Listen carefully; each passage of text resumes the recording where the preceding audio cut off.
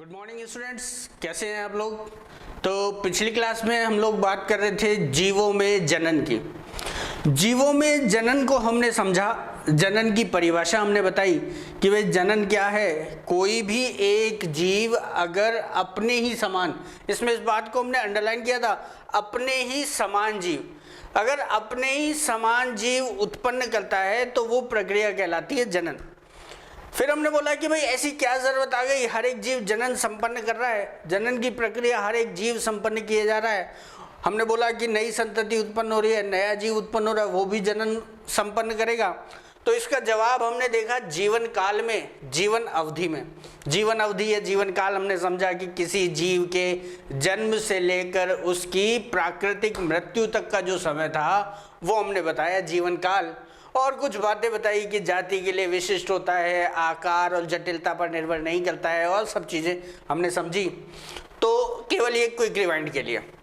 उसके बाद हमने बताया जनन जो है भाई दो प्रकार का है, एक है अलैंगिक जनन और दूसरा है लैंगिक जनन। और अलैंगिक जनन को हमने थोड़ा सा समझा, क्या कुछ बातें इसकी खास। पहला, ये कैसा होता है भाई, एक पैतृकीय होता है। ये जो जनन होता है ये एक पैतृकीय होता है, यूनिपेरेंटल, यानी कि अगर एक ही पैतृक नए जीव को उत्पन्न कर सकेगा तो वो प्रक्रिया कहलाएगी अलैंगिक जनन, यूनिपेरेंटल। फिर हमने बताई दो और बातें जो अलैंगिक जनन में कभी नहीं होंगी, उनके बिना ये जनन संपन्न होगा। और वो दो चीजें कौन कौन सी, एक अर्धसूत्री विभाजन, अलैंगिक जनन में अर्धसूत्री विभाजन कभी नहीं होगा, हमेशा केवल और केवल समसूत्री विभाजन। और दूसरी बात हमने बताई बिना युग्मकों के संलयन के। तो ये दो बातें हमेशा ही याद रखनी है कि भाई जब भी अलैंगिक, या तीनों ही सही है, तीनों ही बातें सही है, जब भी अलैंगिक जनन होगा यूनिपेरेंटल होगा, एक ही पैतृक होगा, असूत्री विभाजन कभी नहीं होगा, और तीसरा बिना युग्मकों के संलयन के संपन्न होगा तो कहलाएगा अलैंगिक जनन। कुछ और बातें बताई, तीव्र होता है, तेजी से संपन्न होता है, तीव्र प्रक्रिया है, और सरल प्रक्रिया, आसान प्रक्रिया, समझने में भी आसान है और संपन्न होने में भी आसान है। तो फास्ट एंड सिंपल, तीव्र और सरल है। और आखिरी बात बताई हमने क्लोन का निर्माण। क्लोन का निर्माण का मतलब हमने क्या बताया कि भाई जो संतति उत्पन्न होगी वो आनुवांशिक रूप से अपने पैतृक, और जितनी भी संततियां उत्पन्न हुई हैं सब आपस में आनुवांशिक रूप से बिल्कुल समान होंगी, आइडेंटिकल होंगी। तो ऐसी आनुवांशिक रूप से समान संततियों को हम बोलते हैं क्लोन। तो हम बोल सकते हैं कि अलैंगिक जनन में क्या उत्पन्न होते हैं, क्लोन उत्पन्न होते हैं। ये सब बातें हमने पिछली बार बता दी। अलैंगिक जनन के प्रकार पे हमने बात खत्म की थी पिछली बार, और 4 प्रकार का अलैंगिक जनन बताया, द्विविभाजन, मुकुलन, बीजाणु जनन और कायिक प्रवर्धन। द्विविभाजन बाइनरी फिजन, मुकुलन बडिंग, स्पोर फॉर्मेशन, बीजाणु जनन, कायिक प्रवर्धन वेजिटेटिव प्रोपेगेशन। चलो एक एक की बात करते हैं, डिटेल में चलते हैं एक एक के। पहला आ गया द्विविभाजन। हमारे यहाँ जो भी कंसेप्ट है वो सब छुपा है नाम में। कोई नाम जो भी है उसको आप डिफाइन कर देंगे तो सब चीज समझ जाएंगे। द्वि मतलब दो, विभाजन विभाजित होना, भाई कोई भी विभाजित हो और दो का निर्माण करे। सिंपल सा कंसेप्ट कि भाई कोई एक कोशिका विभाजित होगी, अब विभाजित होगी उसमें दो चीज आप अपने आप समझ जाओगे। अर्धसूत्री विभाजन तो इसमें हो रहा नहीं है, अलैंगिक जनन में अर्धसूत्री विभाजन नहीं होना, मतलब विभाजन किस प्रक्रिया के द्वारा, केवल समसूत्री विभाजन के द्वारा। और जब भी समसूत्री विभाजन, कोशिका विभाजन तो पढ़ के आए 11th में, तो जब भी समसूत्री विभाजन होता है तो कोशिकाएं बनती हैं 2। तो मैं बोल सकता हूं कि भाई कोई एक कोशिका जो है वो समसूत्री विभाजन से विभाजित होगी और 2 कोशिकाओं का निर्माण करेगी, तो वो प्रक्रिया भाई क्या कहलाएगी, द्विविभाजन कहलाएगी। सिंपल सी बात। अब एक चीज और समझ लो इसमें कि जो कोशिका विभाजित होकर नई कोशिकाएं बना रही है, जो कोशिका विभाजित होकर नई कोशिकाएं बना रही है, तो जो विभाजित हो रही है वो तो कहलाएगी पैतृक, अरे है कि नहीं? जो कोशिका विभाजित हो रही है वो तो कहलाएगी पैतृक, और जो बन रही है, ये बन रही है, वो कहलाएगी संतति, या इसी को हम बोल सकते हैं पुत्री कोशिकाएं। तो पूरी डेफिनेशन बन गई कि भाई जनन का ऐसा प्रकार है ना, जनन का ऐसा प्रकार जिसमें एक पैतृक कोशिका, ये रही पैतृक कोशिका, विभाजित होगी किसके द्वारा? समसूत्री विभाजन के द्वारा, दो नए जीवों का या दो संततियों का निर्माण करेगी, तो वो प्रक्रिया क्या कहलाएगी? द्विविभाजन कहलाएगी। बिल्कुल सिंपल बात। तो एक बात और मैं इससे समझ सकता हूं, कोशिका विभाजन आपने पढ़ा है, वहां क्या होता है? एक कोशिका विभाजित होती है और दो नई कोशिकाएं बनाती है। यहां भी तो ऐसा ही हो रहा है, एक कोशिका विभाजित हो रही है, दो नई कोशिकाएं बना रही है। तो क्या मैं ये बोल सकता हूं कि भाई जिन जीवों में द्विविभाजन हो रहा है उनमें अलैंगिक जनन एक प्रकार से क्या है? कोशिका विभाजन, या मैं बोल दूं कोशिका विभाजन ही अलैंगिक जनन की विधि है यहां पर। तो कोशिका विभाजन जनन की क्रिया विधि है अलैंगिक जनन में। कौन से अलैंगिक जनन में? द्विविभाजन। दो बातें हो गई।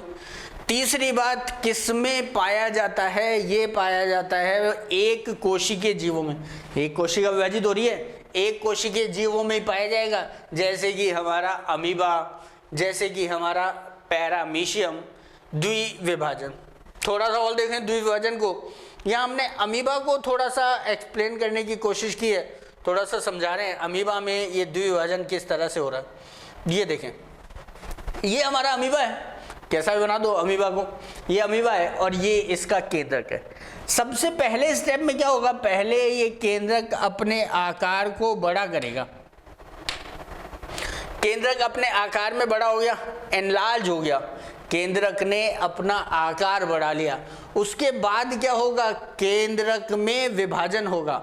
केंद्रक में विभाजन आप जानते हो क्या कहलाता है? कैरियोकाइनेसिस कहलाता है। भाई केंद्रक में विभाजन दो टाइप का होता है ना विभाजन, एक केंद्रक विभाजन और एक कोशिका द्रव्य विभाजन। केंद्रक विभाजन को हम बोलते हैं कैरियोकाइनेसिस, कोशिका द्रव्य के विभाजन को हम बोलते हैं साइटोकाइनेसिस। तो ये देखो, केंद्रक बड़ा हो गया आकार में और विभाजित हो गया, ये बन गए दो केंद्रक। दो केंद्रक बन गए तो ये प्रक्रिया कहलाएगी कैरियोकाइनेसिस, केंद्रक का विभाजन। और कैरियोकाइनेसिस के बाद क्या संपन्न होता है? साइटोकाइनेसिस। साइटोकाइनेसिस मतलब कोशिका द्रव्य का विभाजन।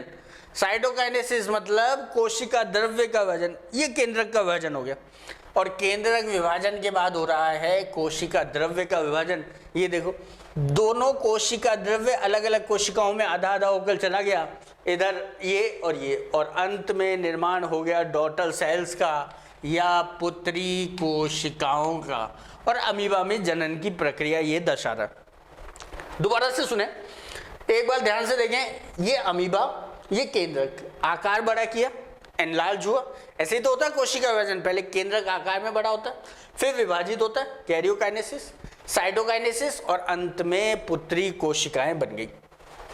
दो बातें यहां ध्यान रखने वाली हैं, और वो दो बातें क्या क्या हैं? पहली, यहां पर जो कोशिका द्रव्य का विभाजन हो रहा है वो कैसा हो रहा है? समान हो रहा है। अब भाई बनने वाली कोशिकाएं समान आकार की हैं तो दोनों में कोशिका द्रव्य भी कैसा जाएगा? आधा आधा जाएगा, आधा आधा जाएगा। यानी कि जो साइटोकाइनेसिस हो रहा है, कोशिका द्रव्य का विभाजन हो रहा है, कैसा? समान होगा। ये देखो, समान हो गया कोशिका द्रव्य का विभाजन।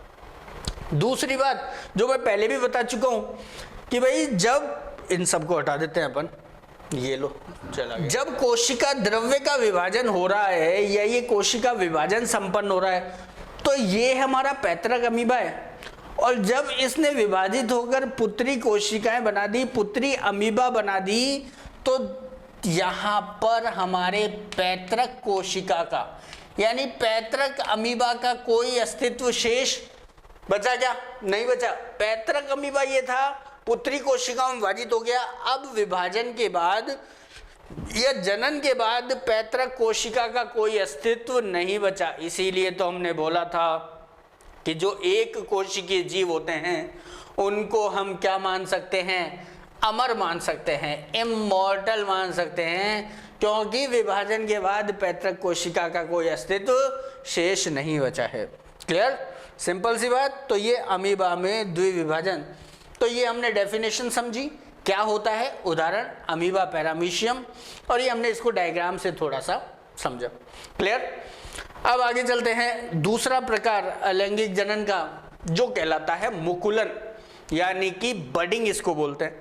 बस नाम से समझे, मुकुलन, बडिंग, ऐसी प्रक्रिया जिसमें निर्माण होगा किसका, मुकुल का, मुकुल, या जिसको हम इंग्लिश में बोल देते हैं बड, कि भाई जो पैतृक कोशिका है, जो हमारी कोशिका है, जो जीव है, जो जनन संपन्न कर रहा है मुकुलन के द्वारा, उसकी सतह पर विकसित होगी एक अतिवृद्धि, एक उभार विकसित होगा। ये देखो किस में पाया जाता है, ईस्ट में पाया जाता है। ये रहा हमारा ईस्ट, और ईस्ट की कोशिका पर ये विकसित हो गया उभार, ये विकसित हो गया उभार, और यही उभार तो क्या कहलाता है, मुकुल कहलाता है, बड कहलाता है। अब उभार विकसित हो गया, अब वही प्रक्रिया होगी, यहां भी केंद्रक विभाजित होगा। ये देखो हो भी रहा है, ये एक केंद्रक था, विभाजित हो रहा है, तो एक केंद्रक इसमें चला जाएगा मुकुल में, एक इसके पास रह जाएगा अपना केंद्रक। केंद्रक का विभाजन हो गया। केंद्रक विभाजन के बाद क्या होता है, कोशिका द्रव्य का विभाजन होता है। कोशिका द्रव्य का विभाजन, ये बड़ी कोशिका है तो ज्यादातर कोशिका द्रव्य इसके पास रहेगा, और कुछ कोशिका द्रव्य इस मुकुल को दे दिया जाएगा, इस मुकुल को प्रदान कर दिया जाएगा, और ये मुकुल जो है कुछ समय तक इस पैतृक कोशिका से जुड़ी रहेगी, और उसके बाद अपने संबंध इस पैतृक कोशिका से तोड़ लेगी, और ये पैतृक कोशिका अलग और ये मुकुल अलग। और उसके बाद ये जो मुकुल है ये वयस्क होकर नए वयस्क जीव या नए वयस्क ईस्ट का निर्माण करेगी। आसान सी प्रक्रिया बिल्कुल। ईस्ट अतिवृद्धि विकसित हुई, मुकुल बन गया, मुकुल में पहले कैरियोकाइनेसिस, केंद्रक का विभाजन, साइटोकाइनेसिस, कोशिका द्रव्य का विभाजन, और उसके बाद ये मुकुल जो है मुख्य जीव से अलग होगी, नए जीव का निर्माण करेगी। चलो पढ़ भी लेते हैं एक बार, इसने लिखा हुआ क्या है यहाँ पर, भाई छोटी कलिकाएं उत्पन्न हो जाती हैं।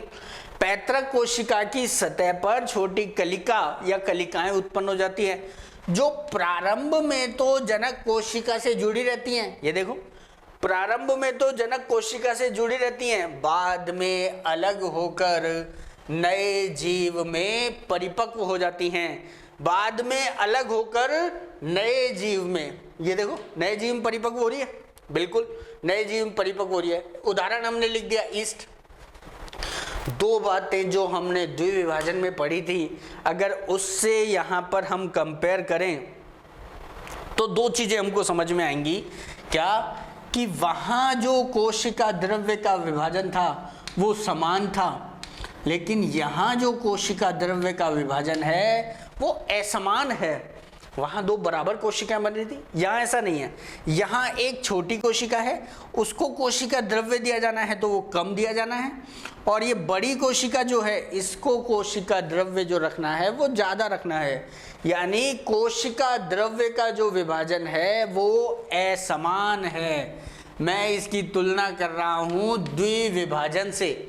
द्विविभाजन से तुलना करने में एक चीज मुझे ये पता चल गई, कोशिका द्रव्य का विभाजन कैसा, असमान।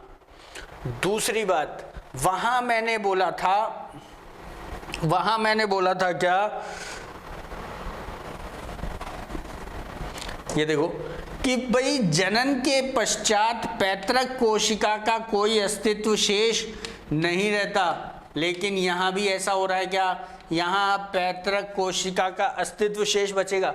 जब ये मुकुल इससे पृथक हो जाएगी तो ये पैतृक कोशिका बचेगी कि नहीं बचेगी, ये मुकुल और ये पैतृक कोशिका, वहाँ पैतृक कोशिका का कोई अस्तित्व नहीं रहता है, लेकिन यहाँ पैतृक कोशिका का अस्तित्व शेष रहता है। तो दो बातें या दो अंतर हमने समझ लिए, एक कोशिका द्रव्य का विभाजन असमान, और दूसरा जनन के पश्चात ये जो पैतृक कोशिका है उसका अस्तित्व शेष रहता है। ये जो प्रक्रिया है ये कहलाएगी मुकुलन। ये मुकुल जो बन रही है यही तो इसकी जननिक इकाई है। याद करें जनन के आधारभूत लक्षण, तो जननिक इकाई का निर्माण हो रहा है और वही जननिक इकाई तो नए जीव में विकसित हो रही है। ठीक, ये प्रक्रिया है मुकुल। चलो अगला बात करते हैं। अगला आ गया बीजाणु जनन, स्पोर फॉर्मेशन। बिल्कुल नाम से समझें कि भाई जनन की वो प्रक्रिया जो किसके द्वारा संपन्न होगी, बीजाणुओं के द्वारा संपन्न होगी। जनन की वो प्रक्रिया जो बीजाणुओं द्वारा संपन्न होगी क्या कहलाएगी, बीजाणु जनन कहलाएगी, स्पोर फॉर्मेशन कहलाएगी। क्या है स्पोर्स? पहली बात, विशिष्ट अलैंगिक जननिक संरचनाएं। विशिष्ट या विशेष, स्पेशल एसेक्सुअल रिप्रोडक्टिव स्ट्रक्चर, विशिष्ट अलैंगिक जननिक संरचनाएं जो हैं वो हैं बीजाणु। कहाँ पाया जाता है, किस में मिलता है? ये हमको मिलेगा फंजाई जगत के सदस्यों में, है ना, या कुछ निम्न पादप जैसे कि शैवालों में। दो प्रकार के जीवों में हमको मिलेगा, या तो ये हमको मिलेगा शैवालों में, ये रहे शैवाल, या ये हमको मिलेगा कवक में। शैवाल में जब ये हमको मिलेगा, शैवाल में जो बीजाणु पाए जाते हैं उनको हम नाम देते हैं जू स्पोर्स। शैवाल में जो बीजाणु पाए जाते हैं उनको नाम देते हैं जू स्पोर्स, या इन्हीं को हम बोलते हैं चल बीजाणु या जू स्पोर।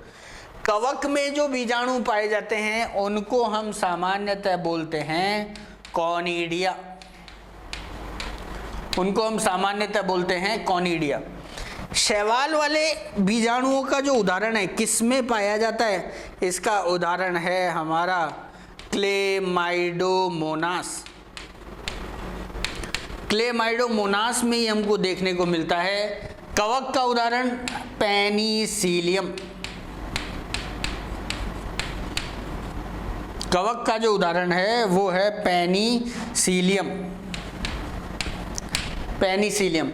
तो कवक और शैवाल मुख्यतः बीजाणु दर्शाते हैं, लेकिन इनमें से भी ज़्यादा सामान्य, ज़्यादा कॉमन जो हैं वो चल बीजाणु हैं, जू स्पोर हैं।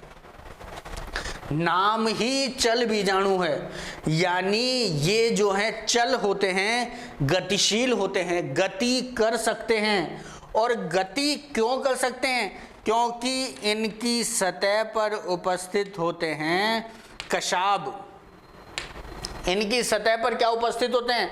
कशाब। ये जो जूस्पोर हैं, चल बीजाणु हैं, ये देखें लिखा भी है, अत्यंत सामान्य संरचनाएं तो कौन सी हैं? चल बीजाणु। और ये चल बीजाणु सूक्ष्मदर्शी और चलनशील, मोटाइल स्ट्रक्चर हैं, गति कर सकते हैं। और गति किसकी वजह से कर सकते हैं? कशाब की वजह से कर सकते हैं। इसके विपरीत अगर मैं कवक की बात करूं तो ये जो कॉनिडिया होते हैं ये अचल होते हैं। ये जो कॉनिडिया होते हैं ये अचल होते हैं, नॉन मोटाइल होते हैं, गति नहीं कर सकते। क्यों नहीं कर सकते भाई?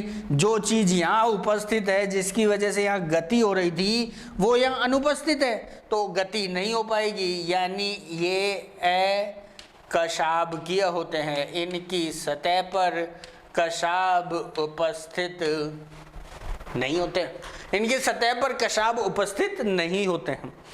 इधर चलें एक बार चित्र में देखें, हमने एक डायग्राम रखा हुआ है, ये एनसीईआरटी में दिया हुआ भी है। ये हमारा क्लेमाइडोमोनास। क्लेमाइडोमोनास जो होता है उसकी संरचना कुछ इसी तरह की है जो दिखाई हुई है। देखो ये इसकी सतह पर कशाब है, और इस क्लेमाइडोमोनास के शरीर के अंदर, इसकी काय के भीतर निर्माण होता है चल बीजाणुओं का, यानी जू स्पोर्स का। ये बन भी रहे हैं, आपको दिख भी सकते हैं इधर। और ये बीजाणु जब बन जाते हैं इसके अंदर, तो ये क्लेमाइडोमोनास की भित्ति पर डालते हैं दबाव, एक दूसरे को धक्का मारेंगे, और जब धक्का मारेंगे तो क्लेमाइडोमोनास की भित्ति जो है वो फट जाएगी। जब ये दबाव डालेंगे क्लेमाइडोमोनास पर तो ये भित्ति फट जाएगी, और जैसे ये भित्ति फट जाएगी तो ये सारे बीजाणु जो हैं बाहर निकलकर जल में मुक्त हो जाएंगे। और अब हर एक बीजाणु जो है वो वृद्धि करेगा, और वृद्धि करके निर्माण कर देगा किसका? नए जीव का निर्माण कर देगा। यही तो करना है जनन की प्रक्रिया में, नए जीव का निर्माण बीजाणुओं द्वारा। याद करो अलैंगिक जनन में हमने बोला था कि यहाँ युग्मकों का निर्माण हो भी सकता है और नहीं भी हो सकता है। यहाँ युग्मकों का निर्माण हो भी सकता है और नहीं भी हो सकता है। तो ये जो बीजाणु हैं इनको हम मान सकते हैं युग्मकों के समान, इन्हीं को हम मान सकते हैं युग्मक। लेकिन ये युग्मक कभी अलैंगिक जनन में संलयित नहीं होते। क्लेमाइडोमोनास हो गया। इधर आ जाओ कवक में, और ये कवक है हमारा पेनिसिलियम। पेनिसिलियम की संरचना, इसका जो माइसिलियम है, इसके जो हाइफी है, उस पर श्रृंखलाबद्ध रूप से ये बने हुए हैं बीजाणु, ये इस प्रकार से श्रृंखला में बने हुए हैं, ये कहलाते हैं कॉनिडिया। और जब ये यहाँ से अलग होते हैं इस श्रृंखला में से, हर एक बीजाणु, हर एक कॉनिडिया पृथक होकर निर्माण कर देगा नए जीव का, नए जीव का निर्माण कर देगा। तो ये दो सबसे सामान्य प्रकार के बीजाणु हैं। इनमें अंतर देखें, इनमें आप अंतर अगर देखेंगे, ये जो बीजाणु हैं जूस्पोर्स जो हैं ये बने हैं क्लेमाइडोमोनास के भीतर। ये जो बीजाणु हैं ये बने हैं क्लेमाइडोमोनास के भीतर, यानी ये उत्पत्ति में कैसे होते हैं? अंतरजातीय होते हैं। ये उत्पत्ति में अंतरजातीय, अंतरजातीय का मतलब ऐसे बीजाणु जो किसी संरचना के भीतर उत्पन्न हुए हो। अंतर यानी भीतर, किसी संरचना के भीतर उत्पन्न होते हैं वो बीजाणु कहलाते हैं अंतरजातीय। उत्पत्ति में एंडोजीनस, कॉनिडिया में आए, कॉनिडिया देखें तो ये संरचना के बाहर विकसित हुए हैं, शरीर पर या काय के ऊपर विकसित हुए हैं, इसलिए इनको हम उत्पत्ति में बोलते हैं बहिर्जातीय। इनको हम उत्पत्ति में बोल देते हैं बहिर्जातीय। तो ये जो हमारे जूस्पोर्स हैं, क्लेमाइडोमोनास के जूस्पोर जो शैवालों में सबसे सामान्य हैं, ये उत्पत्ति में अंतर्जातीय, और जो कवक वाले कॉनिडिया हैं वो उत्पत्ति में बहिर्जातीय होते हैं। तो ये हमने विशिष्ट इसकी बातें जो हमारे थी ये हमने बताई। तो विशिष्ट अलैंगिक संरचनाएं, फंजाई जगत के सदस्य, साधारण पादप शैवाल बीजाणु द्वारा जनन करते हैं। जूस्पोर सामान्य संरचनाएं। कुछ अन्य संरचनाएं हमको दिख जाएंगी। पेनिसिलियम इन्होंने लिख दिया, कॉनिडिया। कलिका हाइड्रा में भी बनती है, और जेम्यूल बनते हैं स्पंज में। देखें इधर, ये हमारा हाइड्रा, हाइड्रा में भी कलिका का निर्माण हो रहा है। ये देखो, ये बन रही है कलिका, और जब ये कलिका इस हाइड्रा से अलग होती है तो अलग होकर निर्माण कर देती है नए जीव का। हाइड्रा में ये कलिका जब इससे पृथक हो जाती है, अलग हो जाती है, तो अलग होकर बना देती है नया जीव। तो हाइड्रा में कलिका द्वारा। स्पंज में भी कुछ ऐसी संरचनाएं हैं। यहाँ कलिका बन रही है बाहर, स्पंज में कलिकाएं बनती हैं, लेकिन ये बनती हैं भीतर आंतरिक रूप से। तो ये भी इसकी जो हैं बर्ड्स हैं, कलिकाएं हैं। क्लियर? तो स्पंज में ये अन्य अलैंगिक जनन संरचनाएं कॉनिडिया, कलिका, जेम्यूल वगैरह होते हैं। तो इनके नाम याद रख लेने हैं, बहुत ज़्यादा इनकी डिटेल में हम लोग नहीं जाएंगे। तो जनन तीन प्रकार का हम लोग पढ़ चुके हैं अलैंगिक जनन में। एक द्विविभाजन, दूसरा मुकुलन, और तीसरा बीजाणु जनन यानी स्पोर फॉर्म। चलो आगे चलें। चौथे प्रकार का जनन आ गया कायिक प्रवर्धन, वेजिटेटिव प्रोपेगेशन। अब तक हम जितना भी अलैंगिक जनन पढ़ते आए हैं, चाहे द्विविभाजन हो, चाहे मुकुलन हो, चाहे बीजाणु जनन हो, वो हमने पढ़ा किसमें? निम्न जीवों में, लोअर ऑर्गेनिजम्स। चाहे अमीबा की बात की, चाहे फंजाई की बात की, चाहे कवक की बात की, ये सब क्या है? लोअर ऑर्गेनिज्म है, निम्न जीव हैं। लेकिन कायिक प्रवर्धन जो है वो सामान्यतः पाया जाता है कहाँ? उच्च जीवों में। कौन से उच्च जीव? उच्च पादपों में पाया जाता है।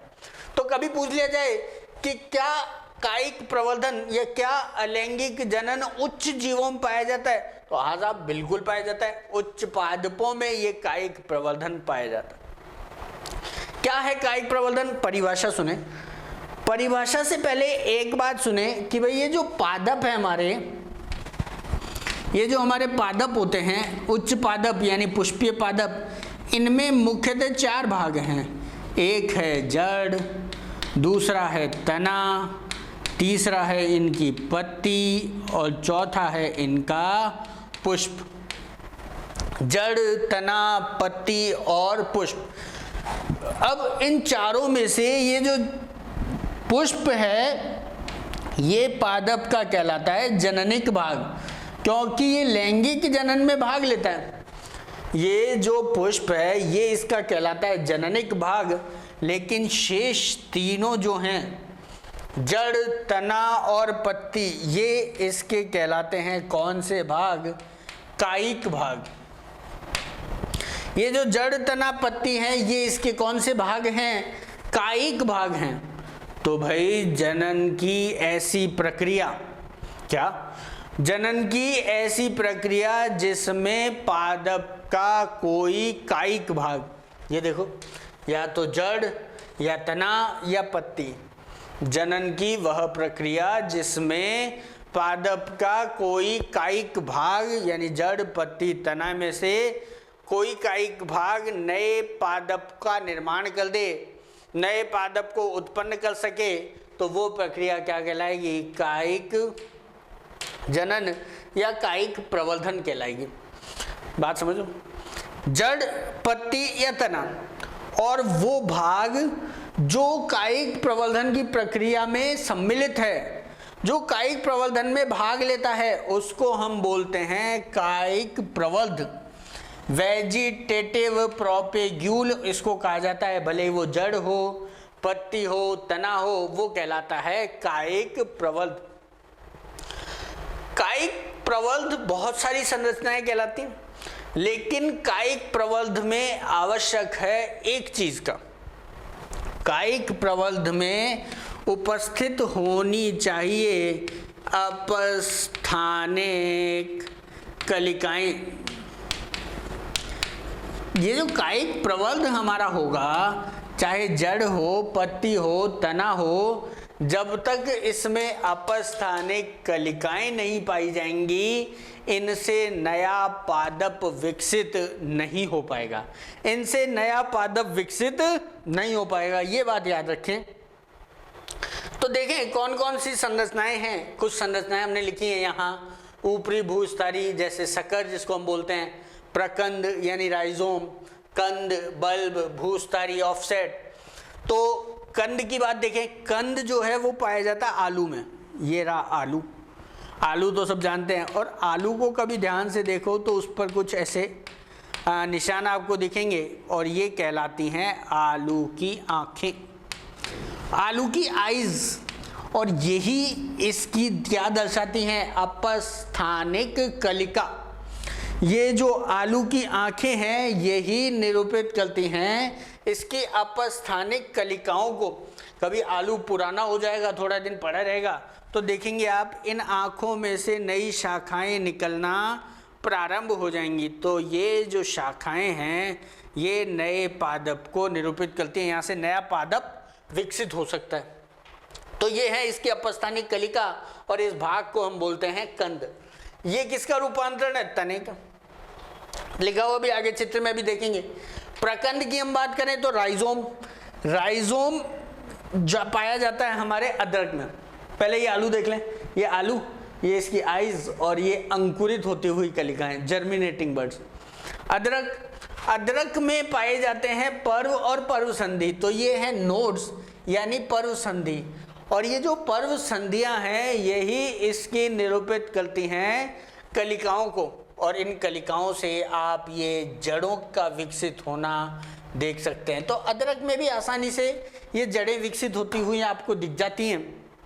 ये कहलाता है हमारा राइजोम, प्रकंद, ठीक है। उसके अलावा बल्ब जो है वो पाया जाता है प्याज में, ठीक है। ये ऊपरी भूस्तरी यानी शक्कर जो होता है वो पाया जाता है पुदीना में, ठीक है। एक ऑफसेट भूस्तरी पाया जाता है जलकुंभी में, वाटर हाइसिंथ, जलकुंभी की अभी मैं थोड़ी बात करूंगा, तो अभी बात करते हैं। जलकुंभी में पाया जाता है। कुछ और जैसे रनर जो होता है वो पाया जाता है हमारा घास में। किस तरह से वृद्धि करता है, ये भूमि का स्तर है, घास की पत्तियां ऐसे भूमि से नीचे निकली होती हैं, ये नीचे इसकी जड़ें, यहाँ से इस तने के भाग से एक शाखा विकसित होती है, आगे की ओर जाती है और फिर पत्तियां विकसित हो जाती हैं, ये इस तरह, फिर ये आगे जाती हैं नई पत्तियां और ये जड़ें, फिर ये आगे नई पत्तियां और जड़ें, ये कहलाता है रनर, जो पाया जाता है किसमें, घास में। तो ये सब उदाहरण है हमारे कायिक प्रवर्धन के, और जिस भाग से कायिक प्रवर्धन हो रहा है वो कहलाता है कायिक प्रवर्धन। ये हमारा बुलबिल भी एक पादप है, और ये अगेव का बुलबिल है, ये रहा अगेव का बुलबिल, ये रही बुलबिल संरचना। और अगेव में ये एक मांसल बड़ी सी संरचना बनती है जिसको हम बोलते हैं बुलबिल, या इसको हिंदी में, शुद्ध हिंदी में बोलते हैं पत्र प्रकलिका, और ये भी नए पादप का निर्माण करते हैं। ब्रायोफिल्लम में कायिक प्रवर्धन या कायिक जनन पत्ती के द्वारा संपन्न होता है। ये हमारे ब्रायोफिल्लम की पत्ती, ब्रायोफिल्लम की पत्ती में नोचेस पाई जाती हैं, ये देखें नोच पाई जाती है, और ये जो नोच है, ये जो दरार है, यही इसकी अपस्थानिक कलिकाएं हैं, ये दर्शा रहा है, और अपस्थानिक कलिकाओं से नया पादप होते हुए आप स्पष्ट रूप से यहाँ देख सकते हैं। तो ब्रायोफिल्लम, या जिसको हम बोलते हैं पत्थर चटा, उसमें पत्तियों से कायिक प्रवर्धन आप आसानी से देख सकते हैं। ये है ऑफसेट हमारा जलकुंभी यानी वाटर हाइसिंथ। वाटर हाइसिंथ की खास बात क्या है, ये जल में पाया जाता है ना। ये देखें तो जिस तरह से होता है, इसकी ये सुंदर पत्तियां यहाँ पर, ये जल की सतह, और ये इसकी जड़ें, इसमें भी बिल्कुल घास की तरह होता है पर ये जलीय होता है। यहाँ से एक शाखा विकसित होगी, आगे जाएगी, और यहाँ पर विकसित होंगी फिर से पत्तियाँ, नीचे जड़ें, फिर ये आगे, और यहाँ पर पत्तियाँ, और ये, तो ये कहलाता है ऑफसेट भूस्तारिका, ठीक है। भूस्तारिका में ऑफसेट जलकुंभी में पाया जाता है। जलकुंभी की खास बात क्या है कि इसको बोला जाता है बंगाल का आतंक। जलकुंभी को बोला जाता है बंगाल का आतंक। क्यों बोला जाता है? क्योंकि इसकी खास बात है इसकी सुंदर पत्तियां और इसके सुंदर पुष्प, सुंदर पत्तियां, सुंदर पुष्प, और इसी खास बात के कारण भारत में इसको पश्चिम बंगाल में लाकर बंगाल में तालाब में लगाया गया। सुंदर दिखता है साहब, लगा लो इसको लाके तालाब में। अब इनको पता नहीं था कि ये बहुत तेजी से कायिक जनन दर्शाती हैं, और ये तेजी से कायिक जनन करके पूरे तालाब में फैल गई। जलकुंभी जो है वो तेजी से जनन करके पूरे तालाब में फैल गई, और तालाब की पूरी ऑक्सीजन इन्होंने अवशोषित कर ली, पूरी ऑक्सीजन खींच ली। पूरी ऑक्सीजन खींच ली तो वहां पर उपस्थित मछलियों और अन्य जलीय जीवों की क्या हो गई? मृत्यु हो गई साहब। वहां की मछलियां मर गई सारी। और बंगाल में मुख्यतः क्या खाया जाता है? या तो चावल या मछलियां। तो मछलियों की मृत्यु होने से वहां भोजन की हो गई कमी, और भोजन की कमी होने के कारण इसको बोला गया बंगाल का आतंक। तो देखो वाटर हाइसिंथ या जलकुंभी जिसको हम बोल रहे हैं, बंगाल का आतंक कहा जाता है। ठहरे हुए जल में, तालाब में पाया जा सकता है ना, ठहरे हुए जल, झील, तालाब, नदी में नहीं। जल से ऑक्सीजन खींच लेता है जिससे मछलियों की मृत्यु हो जाती है। वही बात यह है, द्रुत गति से कायिक प्रवर्धन शो करता है, और जब ये तेजी से कायिक प्रवर्धन दर्शाता है तो इसको नियंत्रित करना जो है वो क्या हो जाता है? मुश्किल हो जाता है, कठिन कार्य हो जाता है। तो ये इम्पोर्टेंट है, पूछा जाता है इसको बंगाल का आतंक क्यों कहा जाता है, या कभी पूछ लिया जाता है कि बंगाल का आतंक किसको कहा जाता है। तो जलकुंभी या वाटर हाइसिंथ एक्वेटिक है। तो ये हमारे कायिक प्रवर्धन के बारे में, तो कायिक प्रवर्धन वेजिटेटिव प्रोपेग्यूल कहलाती है। अब कायिक जनन को हमने सम्मिलित किया है अलैंगिक जनन में। कायिक जनन को हमने सम्मिलित किया है अलैंगिक। जितने भी कायिक जनन के उदाहरण मैंने देखे, कंद, प्रकंद, ऑफसेट, वहां पर सम्मिलित होता है केवल एक ही पैतृक। भाई वहां पर सम्मिलित होता है केवल एक ही पैतृक, यानी यूनिपेरेंटल। और अगर एक ही पैतृक होगा तो वो जनन कैसा हो जाएगा? अलैंगिक जनन हो जाएगा। एक पैतृकीय अगर हुआ तो वो कैसा बन जाएगा? अलैंगिक जनन बन जाएगा। यही बात थी, यही हमने कल बोला था, यूनिपेरेंटल एक पैतृकीय जो होगा वो अलैंगिक। इसीलिए कायिक प्रवर्धन को हमने सम्मिलित कर लिया किसमें? अलैंगिक जनन। ये हमारा अलैंगिक जनन। तो दो प्रकार का जनन हमने बताया था, अलैंगिक जनन और दूसरा था लैंगिक जनन। चलो लैंगिक जनन की थोड़ी बहुत बात करते हैं, इसका थोड़ा इंट्रोडक्शन लेते हैं। जो जो चीजें अलैंगिक जनन में नहीं होती वो लैंगिक जनन में होती। क्या नहीं होता था वहां नहीं होता था अर्धसूत्री विभाजन। यहां अर्धसूत्री विभाजन जरूर होगा। जो भी कोई जीव लैंगिक जनन की प्रक्रिया संपन्न करेगा, जिस भी जीव में लैंगिक जनन पाया जाएगा, उसके जीवन चक्र में कहीं ना कहीं अर्धसूत्री विभाजन आवश्यक रूप से पाया जाएगा, भले ही वो जीवन चक्र की किसी भी अवस्था में हो, है ना। अगर लैंगिक जनन कोई जीव संपन्न कर रहा है तो वो अर्धसूत्री विभाजन निश्चित रूप से संपन्न करेगा, इसका कोई अपवाद संभव नहीं है। एक बात। और दूसरी बात, वहां युग्मकों का संलयन नहीं होता था, लेकिन ये वो प्रक्रिया है जो संपन्न ही होगी किसके द्वारा? युग्मकों के संलयन के द्वारा। किसके द्वारा? युग्मकों के संलयन के द्वारा। तो परिभाषा बन गई, जनन का ऐसा प्रकार जो युग्मकों के संलयन एवं अर्धसूत्री विभाजन द्वारा संपन्न होगा, क्या कहलाएगा? बोलो, लैंगिक जनन। लैंगिक जनन कहलाएगा। और वहां हमने बोला था कि वो एक पैतृकीय है, ये मुख्यतः द्विपैतृकीय है, बाई पेरेंटल है।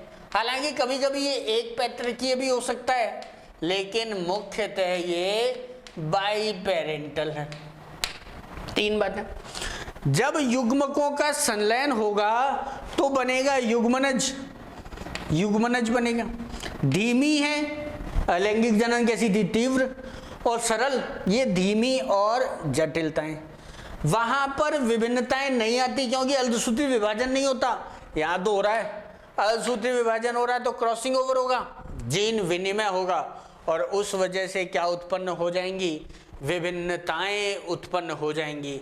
तो ये लैंगिक जनन का हमने थोड़ा सा परिचय देखा है, और लैंगिक जनन के बारे में बहुत सारी बातें करेंगे, डिटेल में पढ़ेंगे, लेकिन नेक्स्ट लेक्चर में पढ़ेंगे। तो बस पढ़ते रहें।